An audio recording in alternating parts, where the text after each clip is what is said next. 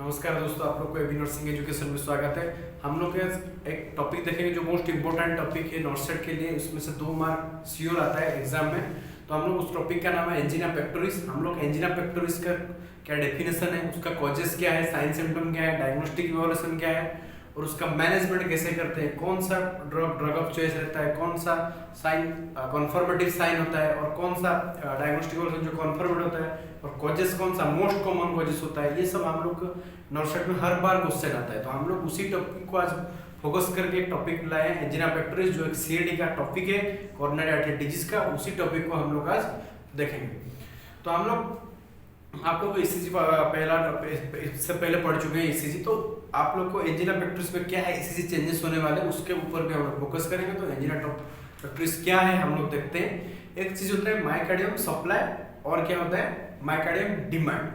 तो myocardium supply और myocardium demand, ये दो जो वर्ड है उसको समझ लेते हैं। मायोकार्डियम सप्लाई और मायोकार्डियम डिमांड। एंजिना पेक्टोरिस को और क्या बोलते हैं, उसे चेस्ट पेन भी बोलते हैं। चेस्ट पेन मतलब चेस्ट हैवीनेस लाइक पेन होगा। हैवीनेस लाइक पेन, ये याद रखना कैसे पेन होता है, कौन से टाइप का पेन होता है, ये क्वेश्चन में आता है। ऑप्शन में हैवीनेस लाइक पेन और नाइफ लाइक पेन होगा। तो आपको ऑप्शन में चूज करना है हैवीनेस लाइक पेन, मतलब जो पेन होता है वो हैवीनेस पेन होता है, मतलब लगेगा कि भारी भारी कुछ हो रहा है। ठीक है, तो एंजिना पेक्टोरिस क्या होता है आप लोग को पहले समझ लो कि आप सप्लाई क्या होता है, डिमांड क्या होता है। जो हार्ट को जो आर्टरी सप्लाई करते हैं उसे बोलते हैं कोरोनरी आर्टरी। तो कोरोनरी आर्टरी जो है वो हार्ट का लेफ्ट साइडेड हो राइट साइडेड हो, दोनों को सप्लाई करता है। इंफीरियर पार्ट हो पोस्टीरियर पार्ट हो, तो सबको कौन सप्लाई करता है, कोरोनरी आर्टरी। तो कोरोनरी आर्टरी मायोकार्डियम को सप्लाई करता है। तो जो उसमें क्या होता है ना, कुछ ऑब्स्ट्रक्शन आ गया कि थ्रोम्बस फॉर्मेशन हो गया, कि एम्बोलस फॉर्मेशन हो गया, कि स्मोकिंग की वजह से हो गया, कि हाइपरटेंशन की वजह से हो गया, वहां पे कुछ भी कारण की वजह से एथेरोस्क्लेरोसिस फॉर्मेशन हो जाता है, कि एथेरोमा हो जाता है, कि प्लेकी फॉर्मेशन हो जाता है। तो क्या होता है उसमें से जो ब्लड सप्लाई हो वो इंटरप्शन हो जाता है। तो ब्लड सप्लाई इंटरप्शन होने की वजह से मायोकार्डियम मसल को क्या होता है ना, ठीक से ऑक्सीजन और न्यूट्रिएंट्स नहीं जा पाते। तो ऑक्सीजन और न्यूट्रिएंट्स ठीक से नहीं जा पाएंगे तो क्या होगा, डिमांड बढ़ेगा, मायोकार्डियल डिमांड बढ़ेगा। तो डिमांड बढ़ेगा, इधर सप्लाई कम हो रहा है। तो जब सप्लाई इधर कम हो रहा है तो मायोकार्डियम को क्या चाहिए, डिमांड चाहिए। डिमांड तब क्या हो रहा है, ज्यादा हो जाता है। तो it is an imbalance between the myocardium supply and the myocardial demand. It is the imbalance between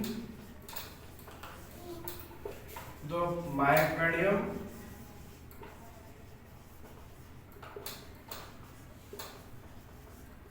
supply and myocardial demand.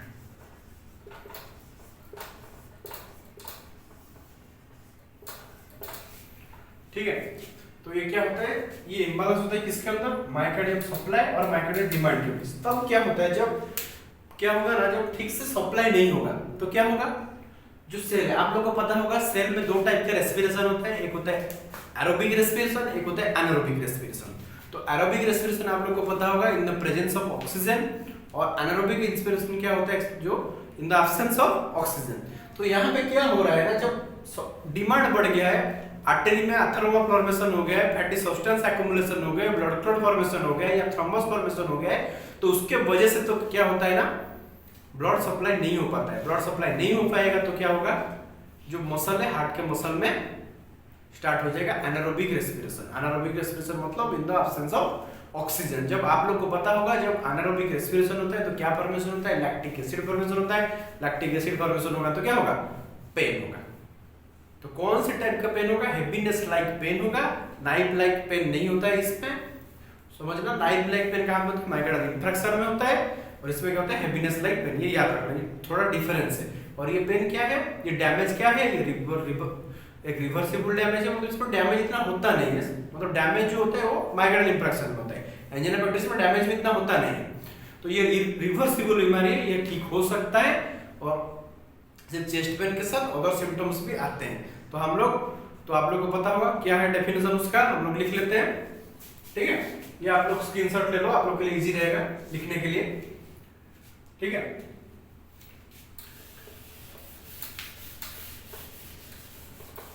Next इसका डेफिनेशन क्या होगा, angina pectoris is a condition in which angina pectoris is a condition in which it is the imbalance between the myocardial supply and the myocardial demand characterized by chest pain, shortness of breath and exertional dyspnea और fatigue, weakness, this type of symptoms आते हैं। ठीक है, definition आपको पता चल गया।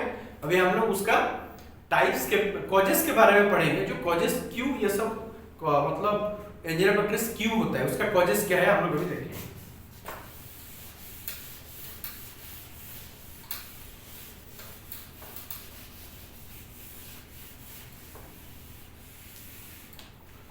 तो कॉजेस क्या है एंजिना पेक्टोरिस का? दो टाइप का कॉजेस होता है एंजिना पेक्टोरिस का। एक होता है मॉडिफाइबल फैक्टर्स,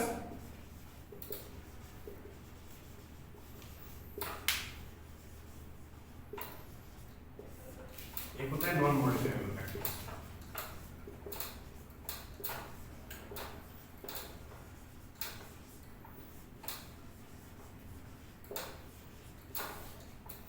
तो मॉडिफाइबल फैक्टर्स क्या क्या होते हैं जिसको हम मॉडिफाई कर सकते हैं, जैसे स्मोकिंग,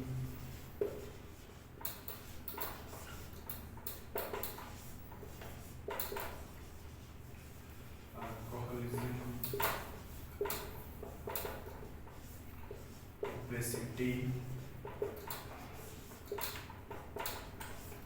सेडेंटरी लाइफस्टाइल।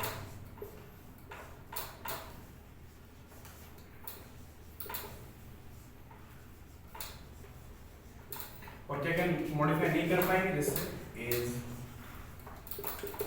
सेक्स हो गया, जेनेटिक,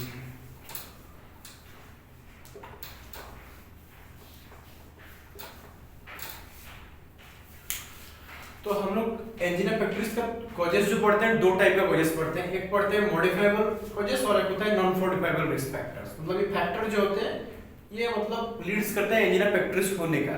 तो मैं आप लोग को एग्जांपल देने के लिए बोल रहा हूँ। मॉडिफाइबल मतलब जिसको हम लोग मॉडिफाई कर सकते हैं, मॉडिफाई मतलब ठीक कर सकते हैं। आप लोग को पता है अब आजकल बहुत कुछ होता है कि गाड़ी मतलब खराब हो गया उसको थोड़ा मॉडिफाई कर लो। मॉडिफाई मतलब उसको थोड़ा चेंज कर दो। मतलब आप लोग जिस फैक्टर को चेंज कर सकते हैं उसे क्या बोलते हैं, मॉडिफाइबल फैक्टर।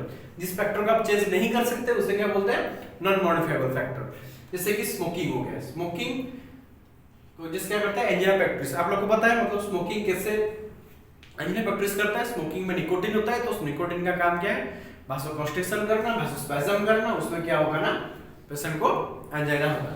और अल्कोहलिज्म, ओबेसिटी हो गया, ओबेसिटी के वजह से क्या होता है एंजिना पेक्टोरिस। और सेडेंटरी लाइफस्टाइल, ओबेसिटी को आप लोग क्या कर सकते हैं, आप लोग एक्सरसाइज करके ठीक कर सकते हैं। सेडेंटरी लाइफस्टाइल को भी चेंज कर सकते हैं, अल्कोहल और स्मोकिंग को बंद कर सकते हैं कि नहीं। ये मॉडिफाइबल फैक्टर। और नॉन मॉडिफाइबल फैक्टर्स क्या है, मतलब रिस्क फैक्टर्स है। मॉडिफाइबल रिस्क फैक्टर क्या क्या है, एज मतलब ये ज्यादातर क्या पे दिखाई देता है, 60 ईयर के बाद दिखाई देता है सीएडी में। सेक्स हो गया, ज्यादा मेल में होता है। जेनेटिक फैक्टर जिसको मतलब जिस हिस्ट्री है, जिसको मतलब ग्रैंडफादर हो गया, ग्रैंडमदर हो गया, फादर को हो गया, जिसका जेनेटिक हिस्ट्री है उसका भी क्या हो सकता है, पेशेंट का जेनेटिक फैक्टर उसको भी एंजाइना होने का चांसेस है। तो उसको हम लोग मॉडिफाई नहीं कर पाएंगे, तो उसको क्या बोलते हैं, नॉन मॉडिफाइबल रिस्क फैक्टर। ये मतलब आप कॉजेस मत लिखो, इसको आप लोग लिख सकते हैं रिस्क फैक्टर लिख सकते हैं। इस सब वजह से होने का चांसेस है। ठीक है, मतलब ये पर्टिकुलरली होता नहीं है, ये आप लोग लिख लो रिस्क फैक्टर। हम लोग अगले स्लाइड में पढ़ेंगे, अगले क्या पढ़ेंगे, कॉजेस के बारे में पढ़ेंगे। ठीक है, ये हो गया मॉडिफाइबल कॉजेस और ये नॉन मॉडिफाइबल। उसी में ऐसे ही जैसे रिस्क फैक्टर आता है मॉडिफाइबल और नॉन मॉडिफाइबल, ऐसे ही क्या आता है कॉजेस में भी मॉडिफाइबल और नॉन मॉडिफाइबल। आप लोग को समझाने के लिए मैं मॉडिफाइबल और नॉन अलग करके लिख रहा हूँ, जो कॉजेस है उसी को एक साथ लिख लेंगे। ठीक है, और जो स्क्रीनशॉट लेना है स्क्रीनशॉट ले लो। ठीक है,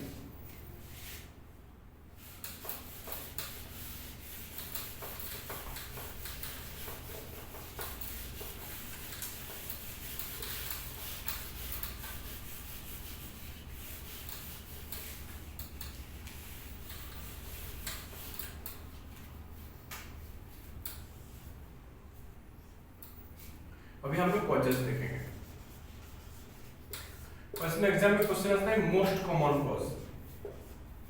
आप लोग को पढ़ना होगा, आप लोग नॉर्सेट के एग्जाम देने के लिए प्रिपेयर हो रहे होंगे, तो आप लोग को पता होगा कि एग्जाम में नॉर्सेट के एग्जाम में क्या क्या आता है, जो प्रीलिम्स में होता है और मेंस दो टाइप का होता है। तो प्रीलिम्स में क्या आता है, most common cause, least common cause, सबसे ज्यादा क्यों कौन सी कॉज की वजह से होता है, कौन सी मतलब कन्फर्मेटिव डायग्नोसिस आपको पता होना चाहिए। तो मोस्ट कॉमन कॉज क्या है, जो मोस्ट कॉमन कॉज है होता है एथेरोस्क्लेरोसिस। एक्चुअली वो सीएडी लिखना चाहिए, ठीक है। एक्चुअली सीएडी है, सीएडी के अंडर में वो एमआई हो सकता है और नहीं, एक्चुअली मोस्ट कॉमन कॉज है एथेरोस्क्लेरोसिस। आप लिखो, ये बेस्ट आंसर रहेगा, सीएडी नहीं, और लिखो क्या, एथेरोस्क्लेरोसिस।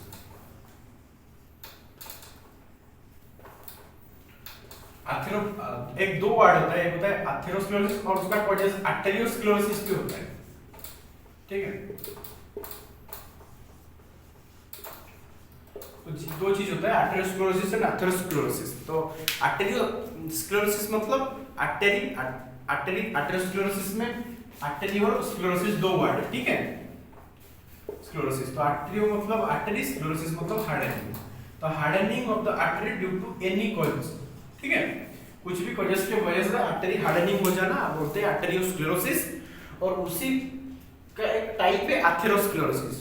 मतलब आर्टेरियोस्क्लेरोसिस का टाइप है एक एथेरोस्क्लेरोसिस, जिसमें क्या होता है ना, जो फैटी सब्सटेंस है, प्लेक्यू है, वो सब क्या क्या होता है, डिपॉजिट हो जाता है। कोलेस्ट्रॉल हो गया उसमें, क्या पे डिपॉजिट होता है, आर्टरी में, तो उसको बोलते हैं एथेरोस्क्लेरोसिस। समझ में आया। और क्या होता है, एमआई हो गया, एमआई का नहीं मतलब सीएडी, कुछ भी सीएडी हो गया, कोरोनरी आर्टरी डिजीज। और ये तो सिर्फ एक कोरोनरी डिजीज है, तो आर्टरी कोरोनरी कुछ भी डिजीज हो गया उसमें भी एंजिना पेक्टोरिस होने का चांसेस है। और क्या है, हाइपरटेंशन हो गया, डायबिटीज मेलाइटस हो गया, ठीक है, और कुछ अदर हार्ट डिजीजेस हो गया।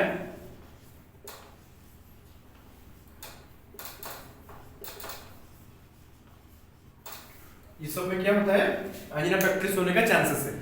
तो ये जो कॉजेस है, आप लोग को पता होना चाहिए कि कॉजेस हाइपरटेंशन के वजह से कैसे होता है, और स्ट्रेस लेने से,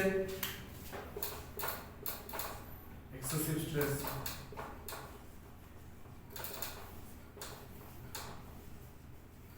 ठीक है। और एक होता है कौन सा कॉजेस, स्ट्रेस। स्ट्रेस की वजह से आप लोगों को पता है, स्ट्रेस की वजह से कैसे आप लोगों को एंजाइना होने के चांसेस है।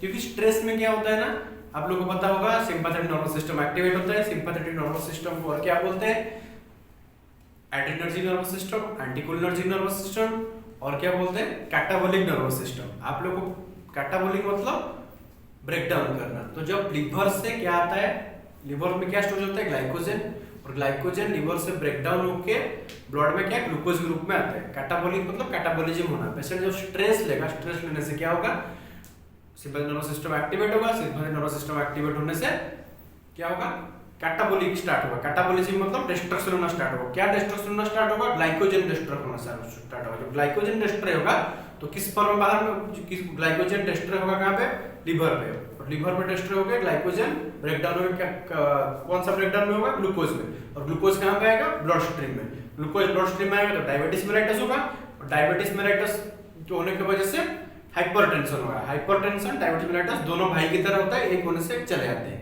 तो स्ट्रेस लेने से डायबिटीज मेलाइटस होगा, स्ट्रेस हुआ, उसके वजह से क्या होगा, आर्टरी में ग्लूकोज डिपॉजिट हो सकता है, एथेरोमा फॉर्मेशन हो सकता है, ये सब क्या होता है, होगा। तो एथेरोस्क्लेरोसिस होगा डायबिटीज मेलाइटस होने से। तो स्ट्रेस होने से डायबिटीज मेलाइटस होगा, डायबिटीज मेलाइटस होने से हाइपरटेंशन होगा, हाइपरटेंशन होने से एथेरोस्क्लेरोसिस होगा, एथेरोस्क्लेरोसिस होने से एंजाइना पेक्टोरिस होगा। समझ में आ रहा है कैसे डिजीज प्रोसेस होता है, ठीक है। तो नेक्स्ट क्या होता है, हाइपरटेंशन हो गया। हाइपरटेंशन क्या है, हाइपरटेंशन में कैसे होता है, एथेरोस्क्लेरोसिस की वजह से हाइपरटेंशन होता है, तो उसके वजह से एंजाइना पेक्टोरिस होगा। समझ में आ रहा है।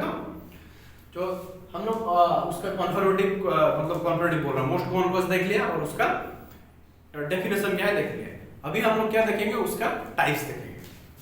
तो इसको लिखना है या स्क्रीनशॉट लेना है, ठीक है।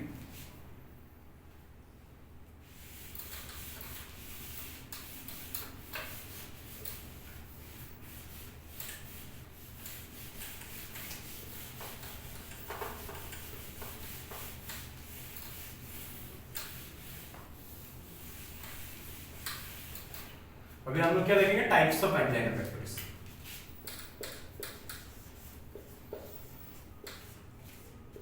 ये मेनली 6 टाइप का है। पहला टाइप क्या है? Stable angina. स्टेबल एंजाइना को और क्या बोलते हैं? Classical angina. और उसे क्या बोलते हैं? Exertional angina.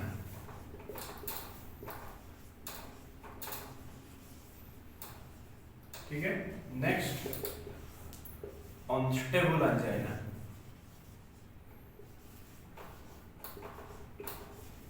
अनस्टेबल एंजाइना को और क्या बोलते हैं? Pre infarctory angina.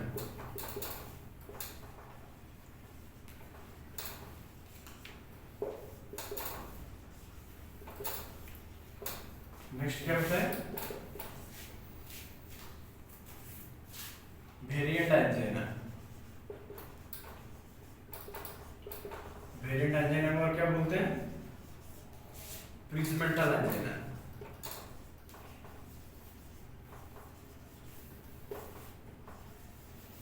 और इसे क्या बोलते हैं? प्रिज्मेंटल एंजाइना को और क्या बोलते हैं? Spasmodic angina.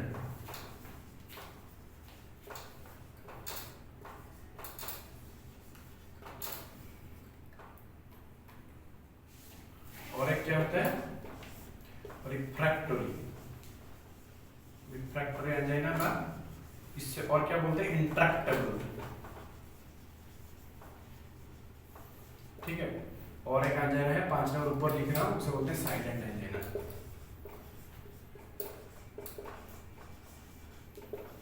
ठीक है। ये 5 टाइप का है, स्टेबल एंजाइना और क्लासिकल एंजाइना, और उसे क्या बोलते हैं? Exertional angina. Unstable angina, pre infarctory angina, और उसे बोलते हैं क्रिसेंडो एंजाइना। ठीक है। ये लिखना भूल गया था, क्रिसेंडो एंजाइना। और उसका वेरिएंट एंजाइना, प्रिज्मेंटल एंजाइना और स्पाज्मोडिक बोलते हैं। उसे रिफ्रैक्टरी बाय इंट्रैक्टेबल एंजाइना। और क्या होता है? Silent angina. ठीक है। और हम लोग अभी एक एक करके एक एक को समझेंगे। और एक टाइप का एंजाइना होता है, मैं बोला था 6 टाइप का, तो और एक एग्जांपल होता है नॉक्टर्नल एंजाइना। ठीक है। सिर्फ आप लोग को एंजाइना ही दिख रहा होगा। तो पहला हम लोग डिस्क्राइब करेंगे एक एक एंजाइना को लेकर। तो पहला टाइप से क्या? Stable angina. तो स्टेबल एंजाइना क्या होता है? जब पेशेंट को जो एग्जर्शन होता है, मतलब इसको एग्जर्शनल एंजाइना क्यों बोला जाता है? जब पेशेंट भाग के जाता है, कुछ काम करता है, कब दौड़ के जाता है और सीढ़ी चढ़ता है, तो उसमें क्या होता है ना? चेस्ट पेन होता है। तो मतलब जब एग्जर्शन होता है, कुछ काम करता है या कुछ दौड़ता है, भागता है, तो क्या होता है? एग्जर्शनल होता है। तो उसको बोलते हैं एग्जर्शनल एंजाइना। मतलब एग्जर्शनल होता है ना, चेस्ट पेन होता है, उसको वजह से उसको क्या बोलते हैं? Stable angina. जब पेशेंट रेस्ट करेगा तब क्या होगा? पेन जो है वो क्या होगा? ठीक हो जाएगा। तो उसे क्या बोलते हैं? स्टेबल एंजाइना और क्लासिकल एंजाइना। जब पेशेंट स्ट्रेस लेगा या दौड़ेगा या भागेगा या सीढ़ी चढ़ेगा, उसमें क्या होगा? एक्जर्शनल चेस्ट पेन होगा, तो उसे क्या बोलते हैं? Exertional angina. ठीक है। नेक्स्ट क्या है? Unstable angina, pre infarctory angina और क्रिसेंडो एंजाइना। मतलब अनस्टेबल आपको पता चल रहा होगा, स्टेबल मतलब जब रेस्ट लेता है तो ठीक हो जाता है, अनस्टेबल मतलब जो रेस्ट लेगा तो ठीक नहीं होगा। और उससे बोलते हैं pre infarctory angina. Pre infarctory angina मतलब क्या होता है ना? क्यों उसे प्री इंफ्रैक्टरी बोला जाता है? क्योंकि ये जस्ट माइग्रेनल इंफ्रेक्शन से होने से पहले हो सकता है। ये जो अनस्टेबल एंजाइना है वो माइग्रेनल इंफ्रेक्शन हो सकता है, इसलिए बोलते हैं प्री इंफ्रैक्टरी एंजाइना। ये मोस्ट डेंजरस टाइप होता है, इसको आप लिख लेना, it is most dangerous type. ऐसे क्वेश्चंस आते हैं नॉट सेट में, मोस्ट डेंजरस टाइप। ठीक है। और सब क्या बोलते हैं? Crescendo angina, CRESCENDO, crescendo angina. अब है वेरिएंट एंजाइना और प्रिज्मेंटल एंजाइना, और उसे बोलते हैं क्या? Spasmodic angina. ब्लड वेसल में स्पैज्म होने की वजह से क्या होता है ना, ये जो होता है बहुत कॉमनली होता है वेरिएंट एंजाइना और प्रिज्मेंटल एंजाइना। मोस्ट कॉमन होता है स्टेबल एंजाइना, और ये भी कॉमन होता है वेरिएंट एंजाइना और प्रिज्मेंटल एंजाइना, स्पाज्मोडिक एंजाइना। क्यों इसे बोला जाता है स्पाज्मोडिक? क्यों ना, जो ब्लड वेसल्स होता है आर्टरी में क्या होता है ना? स्पैज्म होता है। उस स्पैज्म होने की वजह से उसे क्या बोलते हैं? स्पाज्मोडिक एंजाइना, और उसे प्रिज्मेंटल एंजाइना, और उसे क्या बोलते हैं? Variant angina. ठीक है। नेक्स्ट क्या है? रिफ्रैक्टरी एंजाइना और इंट्रैक्टेबल एंजाइना। इसमें क्या होता है ना? ब्लड सप्लाई इंटरप्शन होता है हार्ट मायोकार्डियम को, और चेस्ट पेन होता है। उसे रिफ्रैक्टरी क्यों बोला जाता है? ये रिफ्रैक्शन के वजह से भी होता है। तो इसे क्या बोलते हैं? कुछ भी रिफ्रैक्शन हुआ, इमोशनल स्ट्रेस हुआ, फिजिकल स्ट्रेस हुआ, उसके वजह से होता है।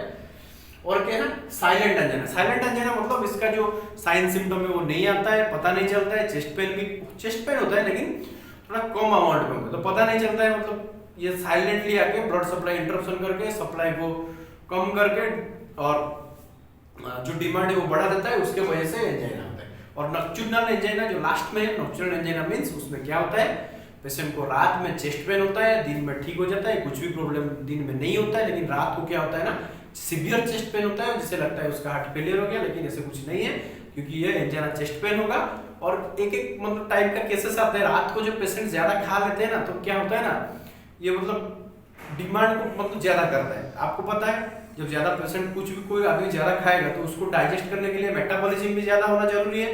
उसको मेटाबॉलिज्म कैसे होगा, तो ये क्या होता है ना, मेटाबॉलिज्म नहीं हो पाने की वजह से पेशेंट जब ज्यादा खा लेते हैं उसके वजह से भी एंजाइना होता है। ज्यादा फूड लेने से भी कंजेशन होके उनको लगता है कि चेस्ट पेन बहुत होता है, उससे भी एंजाइना कहते हैं। ठीक है, तो आप लोगों ने हम लोग आज क्या पढ़े, पहले क्या पढ़े उसका डेफिनेशन, और उसके बाद उसका कॉजेस पढ़े, और क्या पढ़े, और एथेरोस्क्लेरोसिस एटरोस्क्लेरोसिस डिफरेंस क्या होता है, और उसका टाइप्स पढ़े। टाइप्स में क्या क्या 6 टाइप्स हम लोगों ने पढ़े। जो टाइप मोस्ट इंपोर्टेंट टाइप है, मोस्ट कॉमन कौन सा होता है, स्टेबल एंजाइना, और मोस्ट डेंजरस कौन सा होता है, प्री इंफ्रैक्टरी एंजाइना, भासोस्पाज्म की वजह से कौन सा होता है, वेरिएंट एंजाइना। ठीक है, और रात को जो होता है कौन सा, नॉक्टर्नल एंजाइना। तो हम लोग अभी क्या देखेंगे, साइन सिम्टम के बारे में देखेंगे। जो लिखना चाहते हो उसको लिख लो, ठीक है, मतलब उसको स्क्रीनशॉट लेना, अगले ये में हम लोग देखेंगे अभी उसका साइन सिम्टम। ठीक है, स्क्रीनशॉट लेना।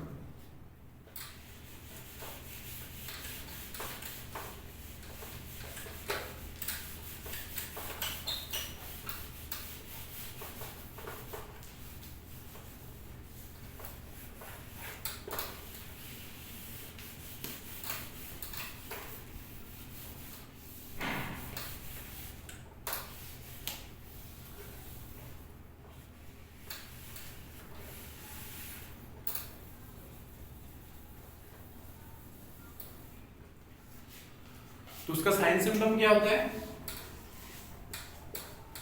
चेस्ट पेन होता है। ठीक है, और क्या होता है,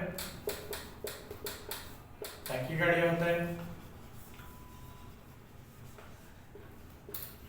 टैकीपनिया होता है,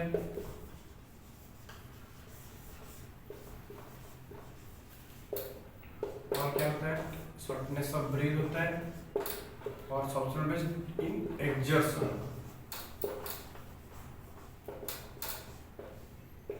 हाइपरटेंशन होकर रहता है। ठीक है, फैटीग, रेस्टलेसनेस,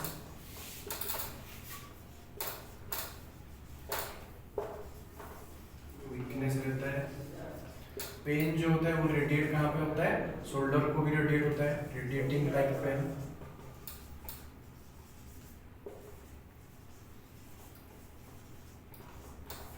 ठीक है, ये मोस्टली ये सब साइन सिम्टम आते हैं, आप लोग को समझना है, क्योंकि हार्ट का मसल में प्रॉब्लम होगा तो चेस्ट पेन होगा due to formation of the lactic acid. और क्या होता है, टैकीकार्डिया होता है, टैकीपनिया होता है, और शॉर्टनेस ऑफ ब्रीथ कब होता है, जब पेशेंट एक्सर्शन करता है, मतलब कुछ काम करता है, फिजिकल स्ट्रेस और इमोशनल स्ट्रेस की वजह से।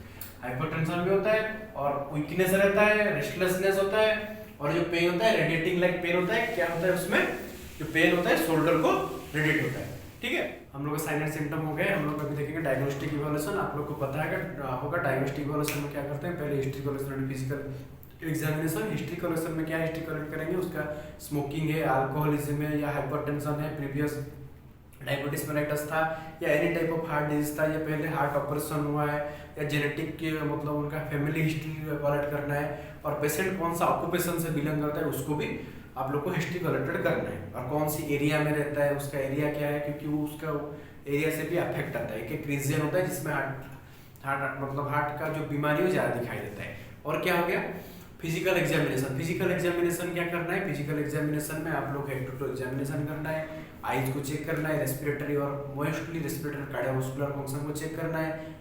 कौन सा मेथड यूज करके, इंस्पेक्शन, पल्पेशन, परक्यूशन और स्कल्टेशन मेथड यूज करके आप लोग को क्या करना है, फाइंड आउट करना है कौन सा एब्नॉर्मलिटी है, और पेशेंट का जो सियानोसिस चेक करना है, पेडालिटी में चेक करना है। ये सब आप लोग को फिजिकल एग्जामिनेशन में चेक करना है। अभी दो चीज हम लोग इधर देखेंगे, एक होता है कन्फर्मेटिव डायग्नोसिस और एक होता है ईसीजी चेंजेस। ठीक है,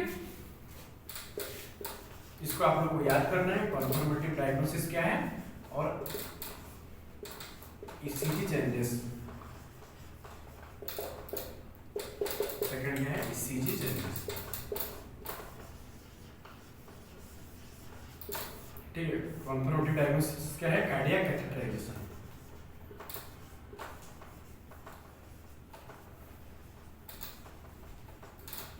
और क्या है ECG changes, ST segment elevation और एसटी सेगमेंट डिप्रेशन भी होता है।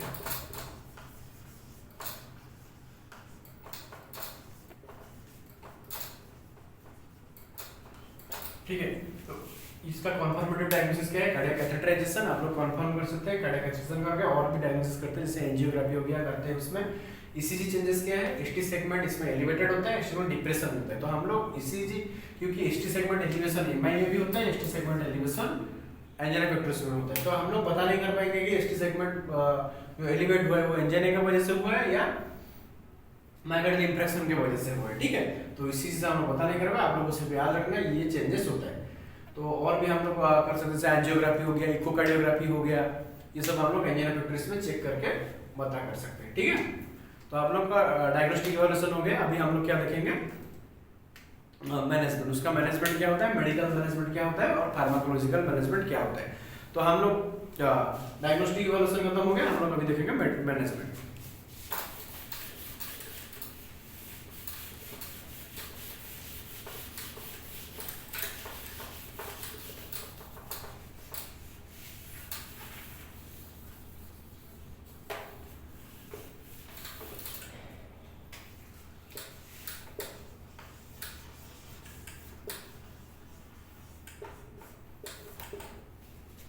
तो उसका ड्रग ऑफ चॉइस क्या होता है,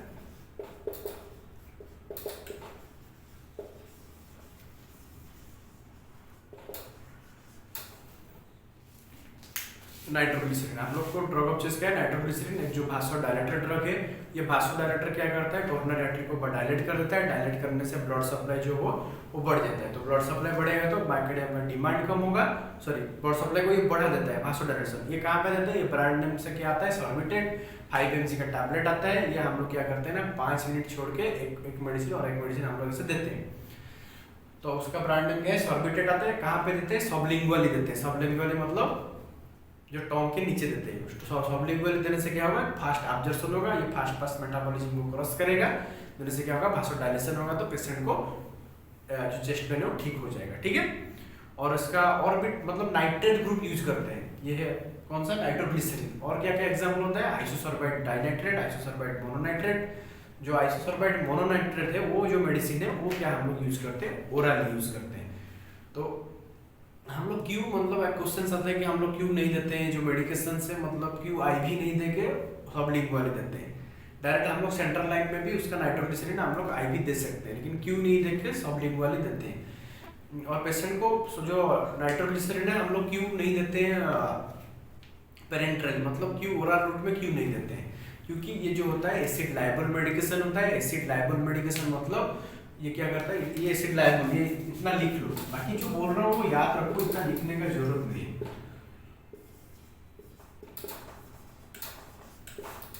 एसिड लायबल मतलब जब वो ये एसिडिक एनवायरनमेंट में जाएगा तो ये क्या होगा, डिस्ट्रॉय हो जाएगा। जब हम लोग उसको ओरल रूट में देंगे तो ओरल रूट में देने के बाद क्या होगा, स्टोमक में जाएगा। स्टोमक में क्या एसिड आता है, कौन सा एसिड आता है, हाइड्रोक्लोरिक एसिड आता है। हाइड्रोक्लोरिक एसिड उसको क्या करेगा, डिस्ट्रॉय कर देगा। हाइड्रोक्लोरिक एसिड उसको डिस्ट्रॉय करेगा तो क्या होगा, ये जो हम लोग जिसके लिए दिए हैं उसका थेराप्यूटिक इफेक्ट नहीं आएगा, तो ये उस फायदा काम का नहीं होता है। तो इसलिए हम लोग क्या करते हैं, सबलिंगुअली देते हैं। ठीक है, और क्या है, जो आइसोसोर्बाइट मोनोनाइट्रेट है उसको हम लोग क्या देते हैं, आइसोसोर्बाइट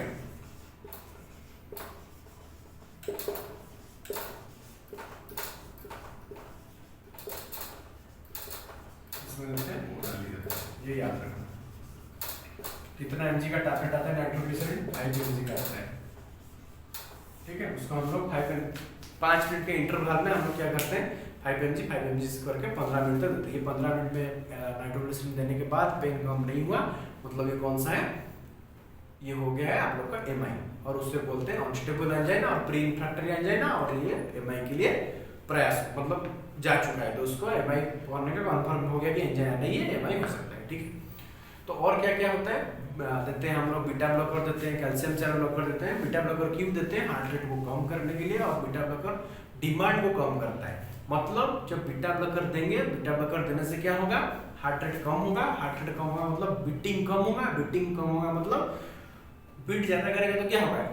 एटीपी चाहिए, एटीपी चाहिए मतलब उसका मेटाबॉलिज्म होगा, मतलब एटीपी चाहिए उसको, मतलब डिमांड चाहिए होगा, ज्यादा ऑक्सीजन चाहिए होगा, तो उसको कम कर देने से ऑक्सीजन डिमांड कम हो जाएगा, सप्लाई कम होने से भी डिमांड कम हो जाएगा, तो मैनेज हो जाएगा। तो उससे क्या है, उसको लिए हम लोग क्या कहते हैं?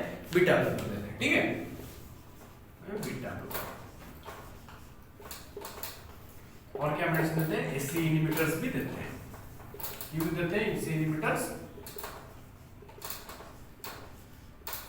एसी इनहिबिटर क्यों देते हैं? पेशेंट का ब्लड प्रेशर कम करने के लिए। कहाँ पे? जरा प्रीलोड और आफ्टर लोड को कम करने के लिए इसे मेडिकेशन दिया जाता है। ठीक है, तो ये हो गया फार्माकोलॉजिकल मैनेजमेंट। ओवरऑली आप लोग को ये मैनेजमेंट हो गया, और डाइट और थोड़ा थोड़ा है, जैसे कि और मैनेजमेंट में एक दो मेडिकेशन जितना हो गया मैंने बताते हैं। और क्या क्या होता है? एंजिना पेक्टोरिस में स्टेंट को हम लोग रिप्लेस मतलब प्लेस करते हैं, और जो थ्रोम्बस फॉर्मेशन हुआ है, ब्लॉकेज हुआ है, और उसको क्या करते हैं ना हम लोग को मतलब उसको निकाल देते हैं सर्जिकल मैनेजमेंट करके। तो सर्जिकल मैनेजमेंट में इतना कुछ नहीं है, तो आप लोग को वही सब याद करना है। कॉन्फर्मेटिव कौन सा कोच है, कॉन्फर्मेटिव डायग्नोसिस क्या है, मोस्ट कॉमन क्या साइन क्या आता है, और क्या ड्रग ऑफ चॉइस है नाइट्रोग्लिसरीन। तो आप लोग को पता चल गया होगा। हम लोग बहुत मतलब ये छोटा मतलब बड़ा टॉपिक है, फिर भी हम लोग उसको छोटा करके उसको आप लोग के पास पहुंचाने के लिए कोशिश किया, क्योंकि यूट्यूब चैनल है, यूट्यूब पे हम लोग इतना मतलब कंटेंट डिलीवरी नहीं कर पाते टेक्निकल प्रॉब्लम की वजह से वो। तो हम लोग क्या, आप लोग को पूरा कोर्स पढ़ना है तो आप लोग ऑफलाइन क्लासेस में भी आ सकते हैं, मतलब हम लोग का जो भी क्लासेस होता है ऑफलाइन में भी थोड़ा बहुत आप लोग ज्वाइन कर सकते हैं। तो और ऑफलाइन में आइए, हम लोग बता देंगे कि मतलब किस तरह पढ़ते हैं, क्या पढ़ते हैं। तो धीरे धीरे आगे भी उसके टॉपिक के बारे में हम लोग इन्फॉर्मेशन देंगे, आप लोग कैसे मतलब पढ़ना है। तो थैंक यू सो मच। आप लोग एंजिना पेक्टोरिस आपको टॉपिक कैसे लगा आप लोग कमेंट कीजिए। आप लोग कमेंट करेंगे तो हम लोग का जो एनकरेजमेंट हो ज़्यादा होगा, एनकरेजमेंट होने से हम लोग और भी ऐसे भी वीडियो लाने की कोशिश करेंगे। आप लोग का ईसीजी जो पार्ट 1 है वो पार्ट 2 नहीं आ रहा है, क्योंकि आप लोग का जो देखना का है, कमेंट करना है, आप लोग इतना कर किए नहीं है, सिर्फ मतलब वीडियो भी इतना मतलब सर्कुलेट नहीं हुआ है। तो आप इस वीडियो को शेयर कीजिए, जितना जो मतलब नहीं पढ़े उनको बोलिए कि टॉपिक देखे, तो हम लोग अगली नए टॉपिक बनने के लिए एनकरेजमेंट थोड़ा होंगे। ठीक है, तो थैंक यू सो मच। हम लोग को चैनल को लाइक कीजिए, शेयर कीजिए, सब्सक्राइब कीजिए, और जितना हो सके देखने की कोशिश करिए और नॉलेज गेन कीजिए। Thank you so much.